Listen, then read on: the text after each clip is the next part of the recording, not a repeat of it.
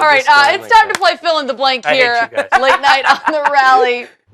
He's just screwing you over today, big time, in a major way. Tell me about it. A lot of teams making moves during winter meetings. Of course, the reports today, Dexter Fowler and the Cardinals have agreed on a deal, a big deal, the reports that are going out there. So, gentlemen, I need you to fill in the blank.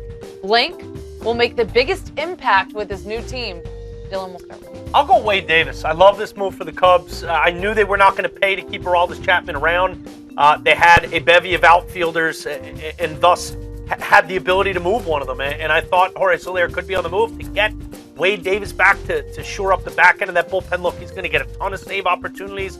I think he's going to save just about everyone he gets. He's that good, assuming he's healthy. And I think he is. He took a long time to rehab and get himself back. It was a bad, nasty injury he's coming back from, but I think he'll be good to go.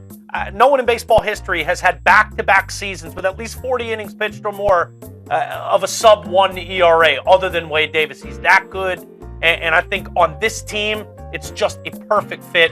I expect him to save a whole hell of a lot of games. So don't pay too much for him in your fantasy leagues, but this is a guy that's certainly going to be targeted at the back end for closer roles in fantasy baseball. Who goes in your blank? Yeah, I mean, Wade Davis does scare me as a Cardinal fan. I wish I could put Dexter Fowler in that blank, stealing him from the Cubs as the new leadoff man for the Cardinals, but I actually think it's another closer, Mark Melancon. I like this one, too. If Melancon was with the Giants last year, maybe the Cubs aren't the World Series champs because we know the reason the Cubs were able to come back and win that crucial game that advanced them in the series because that bullpen sucked for Bruce Bochy. He had no faith in anyone in that bullpen, and now Bochy has a bona fide closer who can go out and save you 40, 50 games. It was the one glaring weakness for this team a year ago, that bullpen, and it has been a weakness for a couple of years now, but getting a guy the caliber of Mark Melancon, who's pitched in Pittsburgh, who's pitched in D.C. for teams that have been postseason caliber, he can pitch in those moments, and he may not be as talented with his stuff as Wade Davis or Aroldis Chapman or even